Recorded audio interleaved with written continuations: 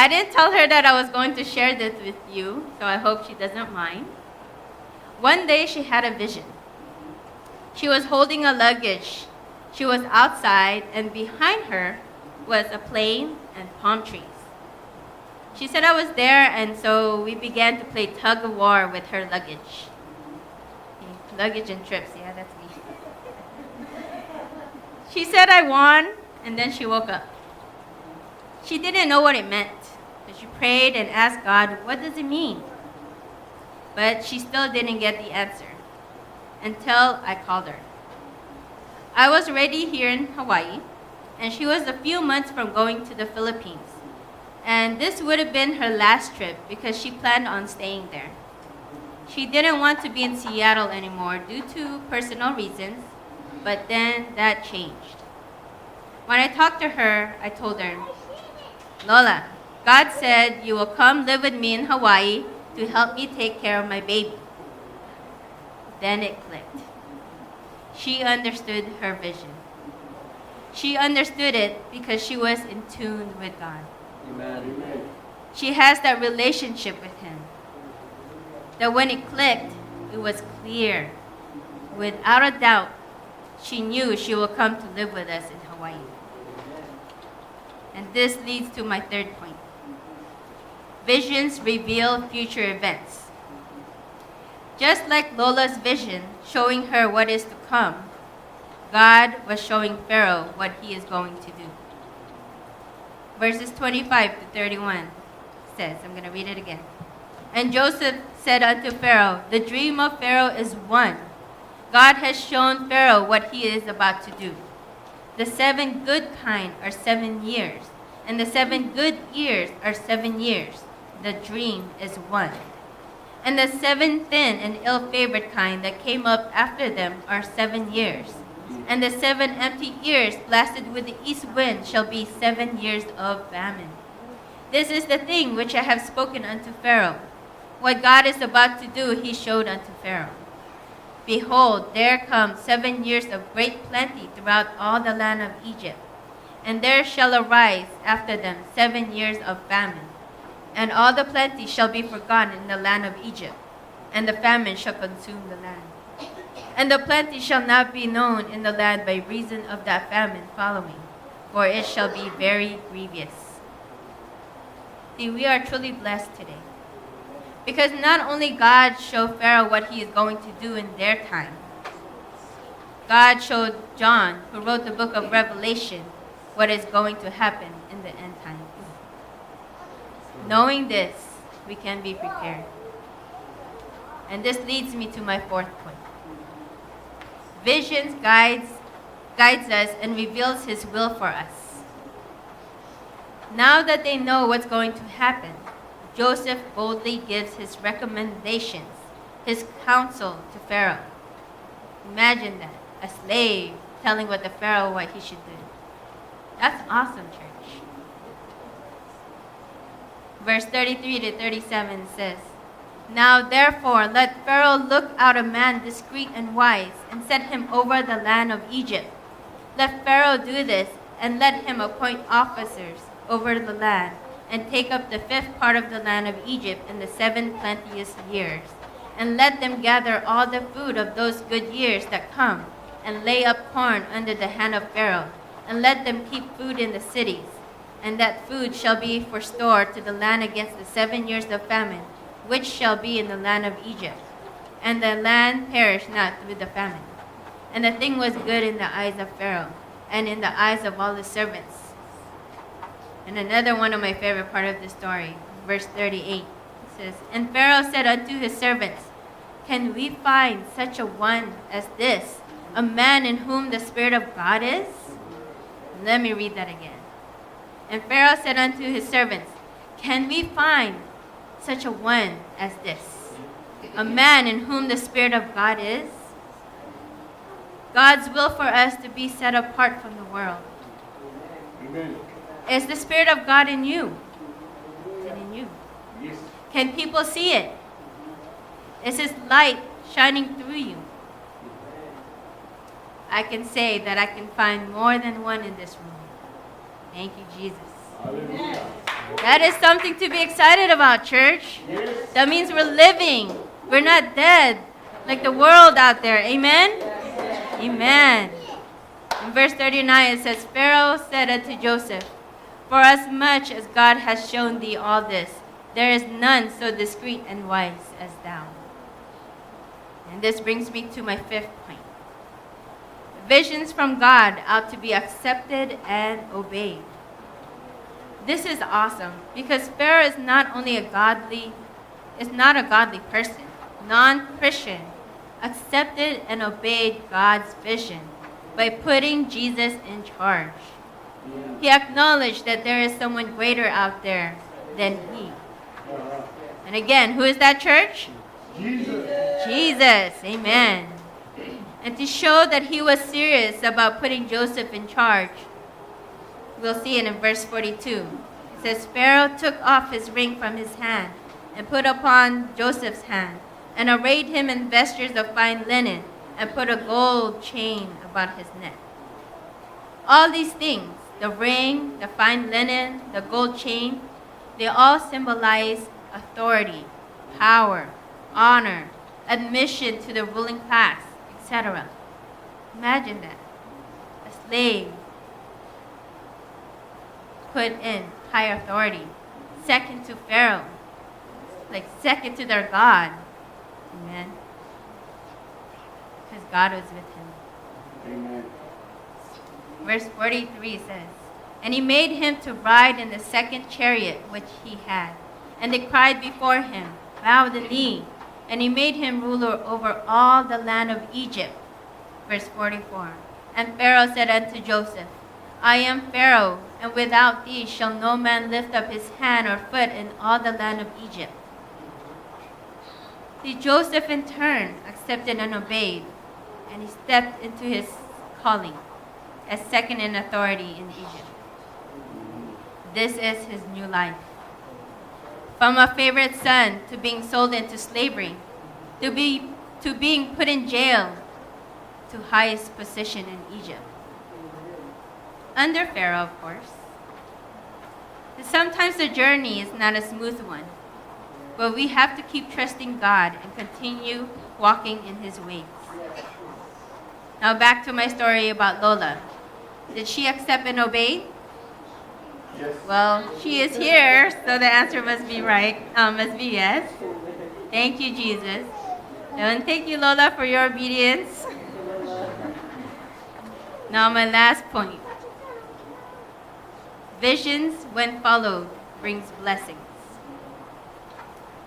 I'm going to read verse 45 to 47 again. Verse 45. And Pharaoh called Joseph's name Sephnath-Paneah. And he gave him to wife Asenath, the daughter of Potiphar, priest of On. And Joseph went out over all the land of Egypt. And Joseph was 30 years old when he stood before Pharaoh, king of Egypt. And Joseph went out from the presence of Pharaoh, and went throughout all the land of Egypt. And in the 7 plenteous years the earth brought forth by handfuls. And he gathered up all the food of the 7 years which were in the land of Egypt, and laid up the food in the cities, and the food of the field which was round about every city laid he up in the same. And Joseph gathered corn as the sand of the sea, very much until he left numbering, for it was without number. And unto Joseph were born 2 sons before the years of famine came, which Asenath, the daughter of Potiphar, priest of On, bare unto him. And Joseph called the name of the firstborn Manasseh, for God said, he hath made me forget all my toil in all my father's house. And the name of the 7 called he Ephraim, for God hath caused me to be fruitful in the land of my affliction. And the 7 years of plenteousness that was in the land of Egypt were ended. And the 7 years of dearth began to come, according as Joseph had said. And the dearth was in all the land, but in all the land of Egypt there was bread. And when all the land of Egypt was famished, the people cried to Pharaoh for bread. And Pharaoh said unto all the Egyptians, Go unto Joseph, what he saith to you, do. And the famine was over all the face of the earth, and Joseph opened all the storehouses, and sold unto the Egyptians, and the famine waxed sore in the land of Egypt. And all the countries came into Egypt to Joseph for to buy corn, because that the famine was so sore in all lands. See, because Joseph accepted and obeyed, he was blessed with a wife, 2 sons, and a new life. Not only was he blessed, but all the lands were blessed. He said that he stopped numbering because there was so much.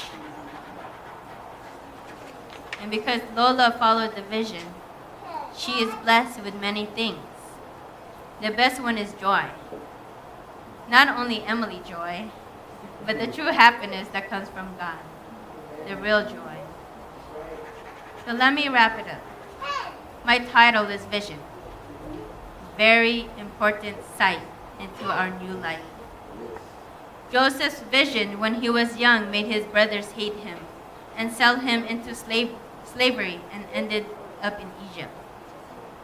Pharaoh's vision made way for Joseph to get into an important position in Egypt, which in turn not only saved the people in Egypt, but the whole world, because the famine was everywhere, according to verse 56.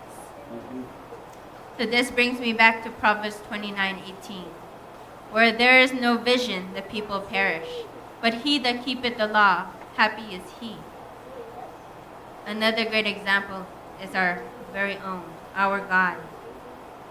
When we sinned in the beginning of time, he gave a way for us to be reconciled back to him. He sent his one and only Son, Jesus, to die on the cross for our sins, so that we can be saved. I mentioned earlier that God showed visions to John, which is the book of Revelation, so we know how we can prepare for it.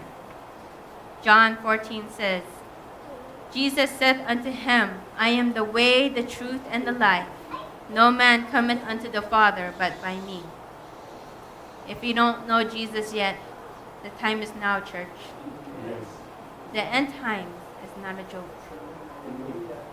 A lot of people want to avoid Revelations because it is scary, or they say it's hard to understand. But I encourage you to read it. If you have questions about it, we have pastors, Pastor Paul being one, and some leaders whom can answer your questions. Or come to Monday night Bible study with Pastor Paul, because we do go over these things sometimes and how it relates to the Old Testament, because we are a full Bible teaching church. Amen. Not just Old Testament and then forget about the New Testament. No. We need both. We need the Old and the New Testament. Everything connects, and it all points to one God, Jesus. We will endure some hardships, but at the end, as long as we follow, we will be blessed with victory and be with Jesus forever.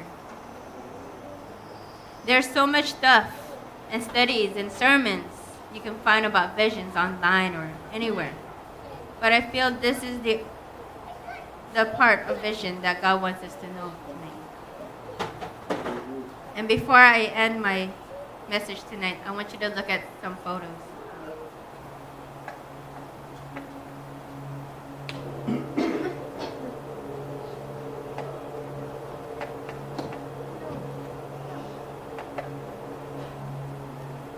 This is our vision, to share our Lord Jesus Christ with everyone He placed in our lives by touching their hearts. Our church has been here for over 50 years. Ate Jenny preaching.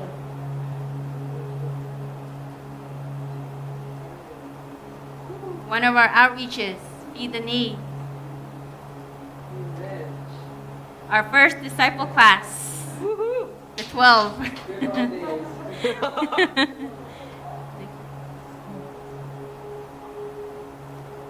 Our praise and worship team.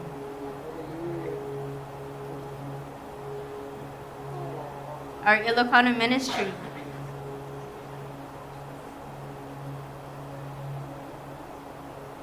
Our Mac movie night, our men's, which is tomorrow night. Come if you're able. Our church members.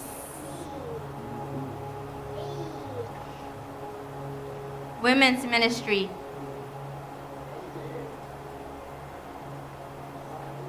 Swamp meet with the women, Warriors of Grace. Yam Bible study.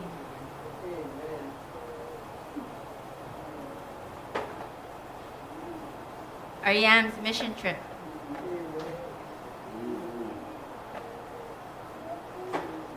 I think that was it. Amen. There was a lot more, but after being 37 years old, you cannot stay up as late as you can before. So I showed that because those are all the visions that we had, the leaders of our church. We had all of these visions, and it came to pass. Thank you, Jesus. And I know there's a lot more. If you want to see them, they're all over Facebook. That's where I got all the pictures.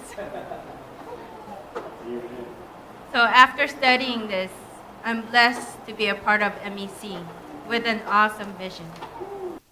To share our Lord Jesus Christ with everyone He placed in our lives by touching their hearts. Let me ask you a question. Have you accepted it? Are you obeying it? Or let me ask, has God shown you a vision? I hope with tonight's message, you will know what your next step is. So church, let's go. Do it for God with boldness and confidence. Amen? Amen. Amen. That's God's awesome message for us tonight, church. Love you all.